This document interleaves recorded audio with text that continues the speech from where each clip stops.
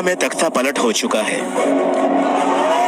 असद परिवार के 50 सालों की हुकूमत अब गुजरे जमाने की बात है। अब लोग कहा करेंगे, एक था असद का दौर।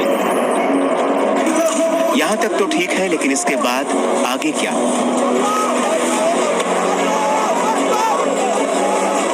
इसकी बड़ी वजह यह है कि सीरिया पर फिलहाल जिस संगठन का कब्जा है वो इस्लामिक जरूर है, लेकिन उस पर अल-कायदा और इस्लामिक स्टेट का टैग चस्पा है।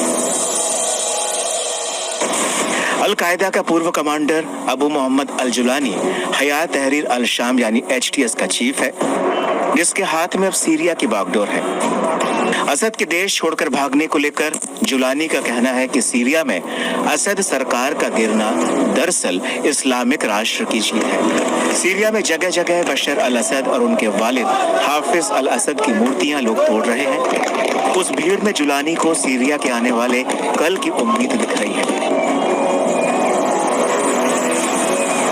जुलानी ने जीत के बाद अपने भाषण में लोगों से कहा कि एक नया सीरिया बनाने के लिए कड़ी मेहनत करनी होगी, जो इस्लामी राष्ट्र के लिए एक प्रकाश स्तंभ होगा।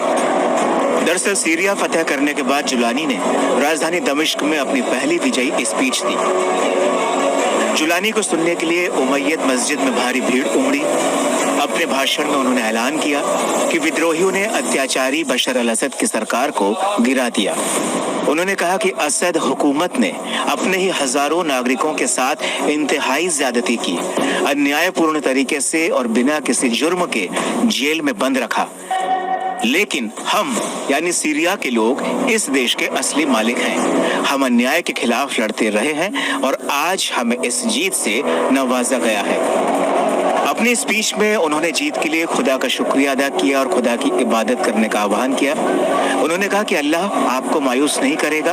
ये जीत सभी सीरियाई लोगों के लिए है, वे सभी इस जीत का हिस्सा थे। अल-जुलानी ने अपने भाषण में जज्बातों को उतारने का भी काम किया।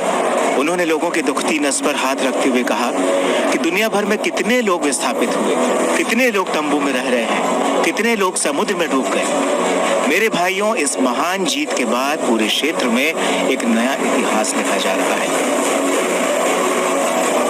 बहरहाल जुलानी जीत के जोश से लबरेज हैं, लेकिन उनके सामने बेइंतहा चुनौतियां भी है। अब खुद पर लगे आतंकवादी संगठन के टैग को हटाने की एक चुनौती है। अमेरिका और तमाम पश्चिम देश HTS को एक आतंकी संगठन मानते हैं। ऐसे में जुलानी को जीत के बाद भी अपनी छवि बदलने की जरूरत पड़ेगी। वहीं तीसरी बड़ी चुनौती ये है कि सीरिया जीतने के बाद भी सीरिया में मौजूद कई विरोधी संगठनों के बीच एकता कायम रहेगी। क्या उनमें सत्ता को लेकर बंदरबाट या फिर लूटपाट नहीं होगी? या फिर अफगानिस्तान में जिस तरह से तालिबान ने सत्ता में आने के बाद खुद की छवि बदलने और सत्ता पर नियंत्रण रखने का काम किया, क्या वैसा जुलानी अकेले कर दिखा पाएंगे?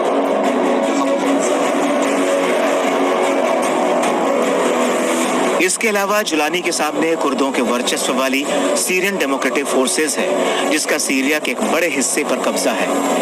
इस संगठन को अमेरिका का समर्थन हासिल है। तो वहीं दूसरी तरफ सीरियन नेशनल आर्मी का उत्तर पश्चिमी सीरिया में बड़ा कब्जा है। इसे तुर्की का सपोर्ट मिला हुआ है। ऐसे में जुलानी के सामने इन दो गुटों को साधने की भी चुनौती होगी, वरना सीरिया सुलगता रहेगा।